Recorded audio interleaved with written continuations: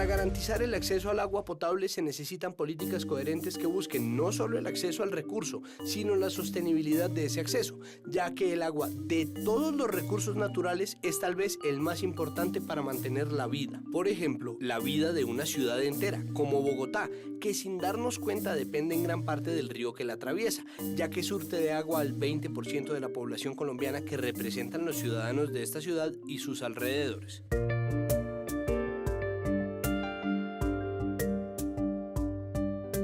En este momento nos encontramos aquí en la laguna de Gachineque, supuestamente donde nace el río. Son 8.225 hectáreas de reserva natural productora protectora, porque supuestamente es donde está produciendo agua pura, agua cristalina, que nos está suministrando a varios municipios desde aquí, desde su nacimiento hasta donde desemboca en el río Girardot. Por la misma importancia del río Bogotá para Colombia, desde el 2004 el Departamento de Planeación Nacional comenzó a plantear un plan de rescate del río llamada la Alternativa 4, que contemplaba 4 megaobras de descontaminación que finalmente no se construyeron por falta de previsión y de viabilidad financiera. Por esto, desde el 2010, la Contraloría viene haciendo varios procesos de auditoría al proyecto de descontaminación del río Bogotá y luego de varias funciones de advertencia y reuniones con diferentes comunidades y organismos estatales, logra unir las voluntades necesarias para llegar al fallo histórico del Consejo de Estado que ordena por fin, con objetivos técnicos y financieros muy claros, la descontaminación del río. El fallo del río Bogotá pretende primero crear una gestión integral del río y adicionalmente pues mejorar paulatinamente la vida de los bogotanos. El fallo tiene, digamos, un alcance de unos 6 billones de pesos en términos de cifras y adicionalmente crea primero una gerencia integral de cuenca. En segundo lugar, un observatorio común a las 3 cuencas. Para el cumplimiento del fallo, con el cual nosotros estamos de acuerdo, hay algunos detalles que habría que aclarar. Entre ellos, la cuestión de los plazos para trasladar allí las personas que están en ronda de río. Adicionalmente, hay empresas que no estamos en ronda de río y cuyo traslado allí inicialmente puede ser muy costoso, ya que hemos invertido en plantas de tratamiento, en saneamiento, en gestión de sólidos, y seguramente de pronto en 3 años no vamos a alcanzar a recuperar la inversión. Habría que mirar con detalle esos plazos si en algún momento habría alguna posibilidad de alargarlos o por lo menos de adecuarlos para poder cumplir estrictamente con el fallo. Esta sentencia tiene 1.600 páginas porque quiso recoger la memoria del río y la Contraloría tenía en particular pues una gran memoria sobre el río. Desde el año 2011 más o menos la Contraloría empezó a tener un seguimiento con las mesas de trabajo. Hemos podido articular la intención que nosotros tenemos de cumplir con la normatividad. La Contraloría ha sido una herramienta muy importante en enderezar este problema social de muchos años, en el sentido de que ellos han entendido la situación y han estado atentos con los organismos que ellos controlan para que lo que prometen y lo que dicen que hay que hacer se vaya haciendo. Gracias a eso ya vamos donde vamos y lógicamente con el apoyo del fallo. El nombre lo dice Contraloría porque está controlando. Me parece que está haciendo un trabajo buenísimo en cuanto a trabajos de lo de las compras de los predios, apoyando a la gente, concientizando a la gente qué debemos de tener cuidado, qué es lo que debemos de hacer precisamente para lo de la descontaminación de nuestro río Bogotá. En resumen, no podemos caer en la mediocridad del inmediatismo, porque un río no es solamente agua que corre, es también la gente que se ve afectada por esa agua. De la misma manera que la viabilidad financiera no solamente requiere de plata. Para iniciar un buen proceso de descontaminación, se deben conocer todos los elementos del proceso de contaminación. Solo así se puede llevar de manera sostenible un verdadero proyecto que limpie de una vez por todas el río que surte de agua a la capital. Mejor dicho, es necesario descontaminar el río, pero sin llevarnos por los cuernos a la gente que habita la cuenca. Gracias a la Contraloría y a la voluntad de muchos otros organismos estatales y diferentes comunidades, hay ya aprobados 6 billones de pesos para lograr tener por fin el río que necesita y merece la ciudad de Bogotá. Es Es necesario recuperar los ríos de nuestro país, pero también es importante garantizar el acceso al recurso, porque en Colombia el 50% de la población rural no tiene acceso al agua potable y el 25% de la población en las ciudades tampoco. Para resolver el problema de agua y saneamiento básico en Colombia en 2007, el gobierno propuso los planes departamentales de agua o PDA, para que muchos departamentos intentaran suplir sus necesidades de agua potable. Sin embargo, la Contraloría pudo comprobar que estos planes estaban pensados de manera irresponsable y, mientras tanto, la problemática de acceso al recurso básico no solo continuaba, sino que se agravaba. Acá en el municipio de Mates tenemos una cantidad de problemas bastante grandes con referente al agua. No está llegando constantemente el agua a los sectores. Otro segundo problema es la cantidad de daño que tenemos en el momento en el municipio de Mates. Y el tercer y grande es que el agua no es apta para el consumo humano. Después de que se demanda el PDA del Casanare, el Tribunal Administrativo de este departamento anula la ordenanza de ese plan en el departamento y más adelante el Consejo de Estado anula el artículo 153 de la Ley 1151 de 2007 en la que se facultaba a cualquier municipio o departamento para endeudarse con la figura de vigencias futuras excepcionales. La vigencia futura es un mecanismo fiscal de carácter excepcional que busca financiar a futuro obras importantes para el desarrollo de las regiones. La vigencia futura ordinaria tiene su fundamento en el presupuesto que se está ejecutando en la respectiva vigencia, pero ese dinero allí previsto no alcanza. Luego es necesario comprometer hacia futuro vigencias presupuestales con la finalidad de financiar ese gasto. Por eso la ley lo ha limitado, lo ha reducido a la financiación de unos determinados proyectos, cosas importantes para la comunidad que exigen una continuidad en su realización y naturalmente en su financiación. Aquí contamos con acueducto. Ellos tienen 4 años para optimizar el servicio, pero lastimosamente no lo han hecho. En la toma del agua del acueducto de Mates nos dimos cuenta que hay una inversión que está mal invertida porque se está deteriorando y no tiene sino aproximadamente unos 9 meses que construyeron esa parte. Con este fallo del Consejo de Estado, la Contraloría logró recuperar 1.5 billones de pesos que se iban a comprometer de manera irresponsable y riesgosa. En resumen, es bueno pensar en grande y por eso se crean figuras como las vigencias futuras excepcionales. Pero cuando no hay reglas claras, es posible que se abuse de la ley en beneficio de unos pocos. Recordemos que las reglamentaciones deben estar hechas para beneficiar a la mayoría. La Contraloría es consciente de la necesidad de darle viabilidad a proyectos de gasto social como son los proyectos de acceso a agua potable y por esta razón, en 2011 participó de manera activa en la formulación de la Ley 1483, en la que se avala la utilización de las vigencias futuras excepcionales para departamentos y municipios, pero con reglas mucho más claras. Así pues, el agua potable todavía no corre por muchos grifos de nuestro país, pero sabemos que hay 1.5 billones de pesos que se salvaron de quedar en manos equivocadas y que gracias a la Contraloría están ahí, a la espera de una política pública seria y comprometida realmente con las necesidades de un país que necesita urgentemente acceder al agua potable en pleno siglo XXI. Recordemos que en 2010 el país atravesó por una ola invernal sin precedentes. El fenómeno de la Niña dejó a su paso grandes estragos en todo el territorio nacional, pero sobre todo en las áreas rurales. Por eso, la Contraloría implementó la revisión fiscal en tiempo real para hacerle seguimiento a las obras de reparación y reconstrucción del país, lo cual cambió de manera profunda la forma de supervisar los recursos por parte de la Contraloría.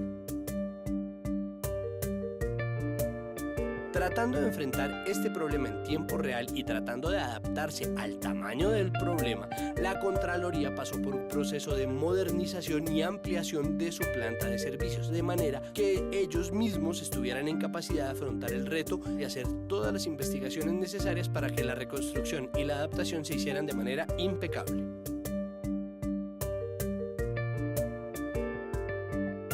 Al Fondo de Adaptación se le encargó la reconstrucción de 4 megaobras que se encontraban en estado crítico a lo largo y ancho del país. Entre esas se destaca la del Canal del Dique. El 30 de noviembre de 2010 para nosotros marcó la historia de Campo de la Cruz. A las 4 de la tarde nos informaron que se había roto el boquete en este punto donde estamos. Nosotros llegamos aquí, cuando vimos que estaba entrando el agua, corrimos a tapar lo que pudimos. Pero inmediatamente volvimos para atrás a los 3 días y comenzamos a evacuar el personal cuando ya vimos la magnitud del evento. Fue algo triste porque nosotros salimos acosados por el agua. Salimos desplazados por la naturaleza, sin saber para dónde íbamos. Nosotros, el tejido social se destruyó totalmente, la familia se desintegró. Yo tengo hijos por fuera todavía.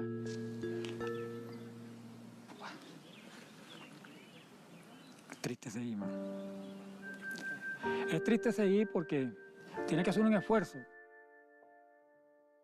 Esa ruptura del canal del dique fue producto de la afluencia de tanta agua, pero también de cambiarlo de esa forma natural que tenía inicialmente curva a ponerlo en gran parte en línea recta. Cuando se le cambia el curso es cuando se empiezan a darse toda una serie de situaciones que se han vuelto repetitivas. La Contraloría comenzó entonces a vigilar más de cerca, por medio de auditorías, a las entidades que debían reconstruir el canal del dique, y así le advirtió al Fondo Nacional de Adaptación que el proyecto que tenían pensado para reconstruir el canal no tenía un enfoque integral de las necesidades económicas, sociales y ambientales de la región que atraviesa el canal. Nada de esto habría sido posible, de no ser porque la Contraloría entabló un diálogo directo con la comunidad.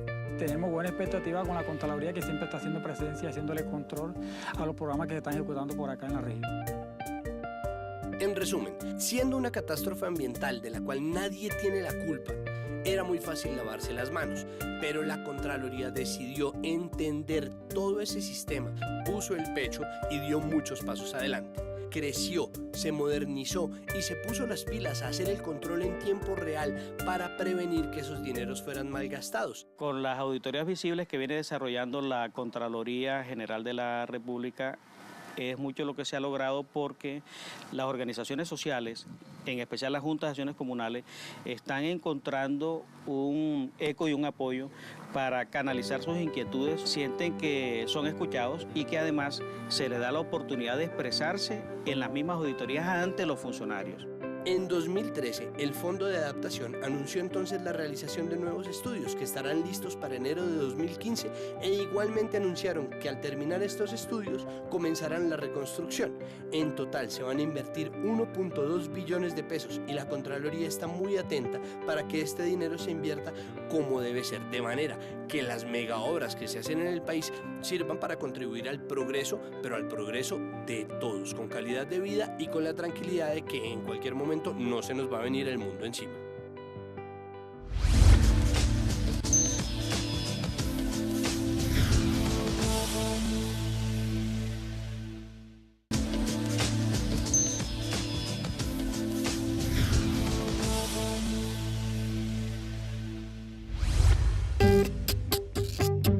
Él es Andrés. Como vemos, tiene mucho talento para el fútbol. Sin embargo, a estas horas él debería estar en el colegio. Él no puede asistir al colegio por falta de recursos. De manera que su lugar lo ocupa en el colegio Luis Felipe, un niño de 8 años que está inscrito en un colegio de la región y por el cual el gobierno paga un subsidio de educación. El problema es que Luis Felipe no existe. No asiste a ese colegio y es lo que se llama comúnmente un alumno fantasma, que es incluso más horroroso que cualquier fantasma sacado de una película de terror.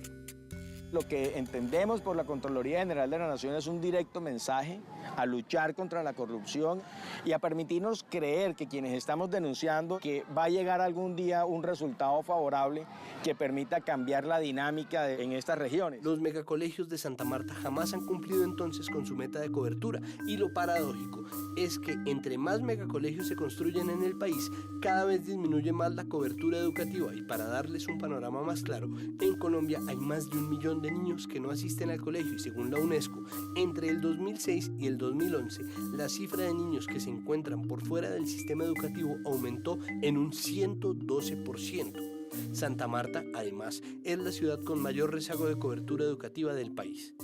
Para solucionar esta terrible situación, la Contraloría desde el 2011 ha venido practicando algunas auditorías al Ministerio de Educación Nacional, encontrando que en las bases de datos del SIMAT, que viene siendo el Sistema Integrado de Matrículas, hay niños duplicados, niños que han desertado o han muerto y por los que el Estado sigue pagando el servicio educativo. Estas irregularidades se han encontrado en registros de todo el país. Así, por negligencia de algunos funcionarios y otras irregularidades, millones de niños en nuestro país se quedan por fuera del sistema, mientras otros son atendidos en condiciones indignas como si fueran solo cifras.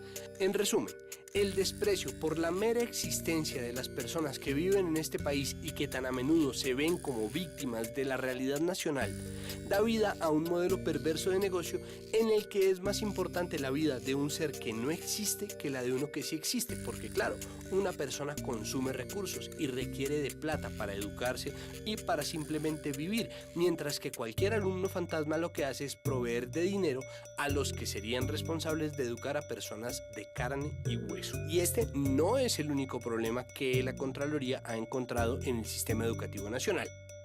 Lastimosamente, muchas de las megaobras y megaproyectos que se nos presentan como oportunidades de progreso y sobre todo como soluciones a problemas gravísimos que tienen sociedades vulnerables como la nuestra, se convierten a menudo en megamonstruos que luego no sabemos manejar, y ese es precisamente el caso de algunos megacolegios en todo el país. El gobierno nacional propuso la construcción de varios megacolegios para atender a esta población, ofreciéndole a los municipios que tuvieran la mayor cantidad de personas en situación de desplazamiento la oportunidad de construir estas obras siempre y cuando ellos se comprometieran a poner los terrenos y a adecuarlos con obras urbanas y acueductos para poder prestar el servicio educativo de la mejor manera posible.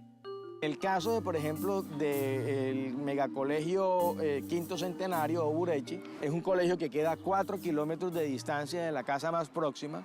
Eso debilita las finanzas de los padres de familia porque su hijo, que estudiaba en una institución educativa pública que recibía todos los beneficios y la canasta educativa, su hijo primero de forma inconsulta fue matriculado en el otro megacolegio por parte de la Secretaría de Educación, o sea, hubo un traslado del niño. Pero a ese padre de familia hoy, que además está en estado de pobreza, que no tiene ingresos suficientes, tiene que asumir el costo del transporte y la otra, la canasta alimentaria, no la tiene garantizada porque estos megacolegios no ofrecen la alimentación. La Contraloría pudo constatar que los megacolegios de Santa Marta no cumplían con ninguno de los requisitos previstos en el documento COMPES para la construcción de este tipo de obras. El primer requisito de esta norma era que la gente que rodeara al colegio debía ser desplazada y o vulnerable, y el segundo requisito era que no debía haber oferta educativa en el sector donde se iba a construir. De haberla, debía ser privada y no debía estar prestando sus servicios a la población objetivo, es decir, que debía construirse el colegio donde hiciera falta.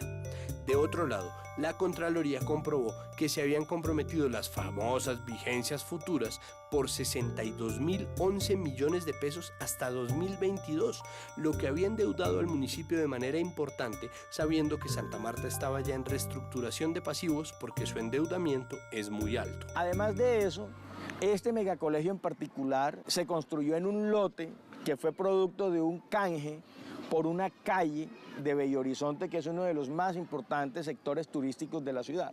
Se recibió este lote que no registró en su escritura una servidumbre para el tránsito de una red eléctrica de 32.000 voltios, que obliga a que debajo de su zona de protección, que son 10 metros, desde su eje no puede haber ningún tipo de actividad. Aún así, por aquí es donde se hace el recreo de los niños y estamos a menos de 10 metros de las primeras aulas de la institución. Es tan simple como entender que las personas para las cuales se construye un colegio que busca acabar con la estigmatización y la segregación son tan importantes como las personas que no requieren de asistencia estatal para educarse. Otro hallazgo que pudo corroborar la Contraloría fue que las instituciones no quedaron en manos del distrito, sino que fueron entregadas en concesión a terceros para que ellos administraran los colegios garantizándoles el lleno del cupo.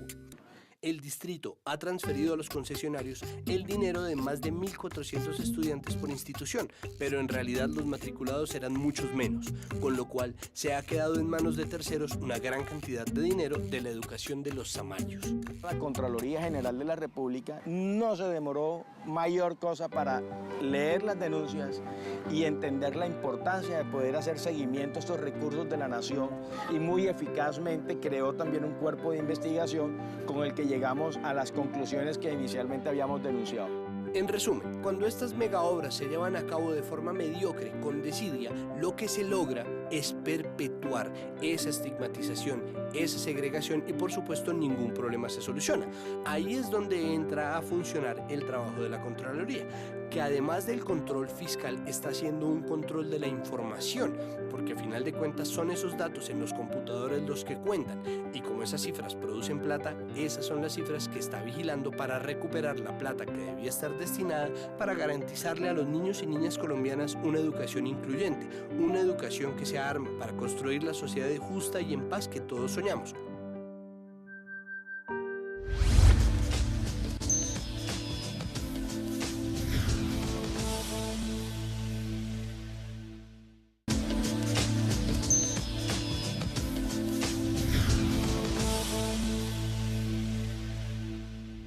Ay, la violencia ha acabado a los más pobres, a los más débiles. El 16 de diciembre de 1991 fueron asesinados 21 indígenas del Cabildo de Toribío. Según las versiones de los sobrevivientes, los indígenas habían ocupado una finca que reclamaban como suya desde hacía mucho tiempo, pero una noche entraron unos hombres armados y desde ese día solo quedó el silencio. A esta masacre se le conoció con el nombre del Nilo, porque así se llamaba el predio que reclamaban. El 23 de diciembre de ese mismo año, el gobierno aceptó su responsabilidad por omisión en estos hechos y llegó a un acuerdo con el Cabildo ante la Corte Interamericana de Derechos Humanos, donde se comprometió a darles 15.663 hectáreas para resarcir el daño cometido.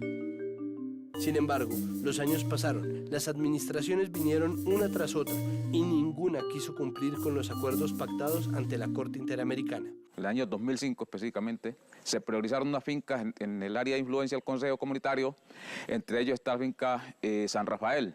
Se le entregó esa priorización de las fincas al INCODER para que esas fincas, en el momento que se diera la posibilidad de comprarlas, se compraran y se les titularan a las comunidades negras de esta región. Entre el 28 de diciembre del 2007 y 1 de enero del 2008, nos damos cuenta que San Rafael la estaba visitando unas comunidades indígenas. Logramos confirmar de que las fincas la han vendido, el gobierno se la ha comprado y la ha entregado a un cabildo indígena. La finca San Rafael ya hacía parte del día a día de Eider y de las comunidades afrodescendientes de San Juan de Garrapatero, por lo que habían intentado desde el 2005 lograr la titulación colectiva de este predio apelando a la Ley 70 de 1993, que reconoce el derecho a la propiedad colectiva para las comunidades negras habitantes del litoral pacífico. Se le dijo a los cabildos pues, que esa finca el gobierno la había priorizado para en el momento de cobrar plata a comprarla, se la entregara a las comunidades negras de la región. La viceministra del Interior de esa época, la doctora María Isabel Nieto, responde que se le había entregado como pago de la masacre en Nilo, bajo el acuerdo que tenía con el gobierno era restituirla en tierra. Esa finca ya se había comprado y que ahí no había nada que hacer, y que estamos en Colombia y que en Colombia todo cabía. Por eso estas comunidades le exigen al gobierno nacional garantías plenas en la defensa de la vida y su autonomía territorial. Entendemos que fue un error gravísimo del ministerio, un error muy grande que tenemos que subsanar. Entonces, si ustedes nos ayudan, entraremos a negociar muy rápidamente con las comunidades para que esta tierra les sea entregada a ustedes. Debido a toda esta problemática sobre la tierra, la Contraloría sigue muy de cerca los procesos de restitución de tierras en el Cauca para garantizar la seguridad sobre la tenencia de la misma a estas comunidades que quedan en medio de intereses de grandes capitales y de explotación ilegal de recursos. La Contraloría sirvió de mediador, hizo un ejercicio de mediar, de transar esas diferencias que había. Nos acompañó, escuchó cuáles eran las inquietudes, por qué las comunidades negras reclamaban ese territorio, cuál es el interés de ellos en eso, y se pudo percatar que sí había un impacto cultural a las comunidades. Entonces sí era necesario que el Estado reconociera su omisión para poder darle solución a ese conflicto.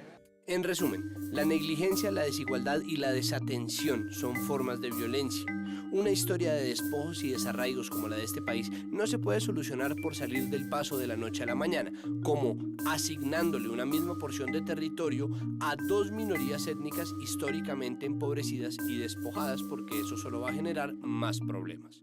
Con la llegada de la Contraloría empezamos a respirar aire nuevo. Planeación ya presenta una salida. Hoy, afortunadamente, hay una mesa que se llama la Mesa Interétnica Intercultural. La idea puntual es cómo nos miramos no como un grupo étnico en una parte y otro grupo étnico en otra parte, sino cómo hacemos un conjunto y entre todos luchamos por la defensa del territorio. El territorio es algo sagrado y que defendemos a capa y espada día tras día. La Contraloría sabe que su papel en este caso tiene que ver no solamente con la optimización de recursos, sino también con la destinación de esos recursos para lograr la paz, no solamente la paz entre las partes del conflicto, sino entre todos los colombianos. La Contraloría es consciente de que todavía falta trabajo, pero gracias a la intervención de esta entidad en este conflicto interétnico, se ha logrado comenzar un camino hacia la restitución de tierras en el Cauca, que permita seguir avanzando en la construcción de la paz, que es un objetivo de toda Colombia. Los colombianos, muchas veces con razón, se han acostumbrado a sentir que no pueden contar con las instituciones diseñadas para ayudarlos. Nosotros les presentamos este documental para mostrarles que sí se puede, que el cambio es posible y que debemos volvernos a conectar. Sea por miedo, vergüenza o simple falta de fe, son muchos los ciudadanos que no ven garantizados sus derechos fundamentales. La Contraloría sabe que a pesar de la satisfacción que encuentra en estos casos de éxito, durante los cuales se recuperaron alrededor de 24 billones de pesos, su trabajo no ha terminado ni terminará mientras haya colombianos que se estén viendo vulnerados en sus necesidades más básicas. Así que la Contraloría cuenta con usted para que dialogando y denunciando este cambio se haga una realidad y todos los colombianos puedan llevar una vida digna en un país justo que vele por sus derechos.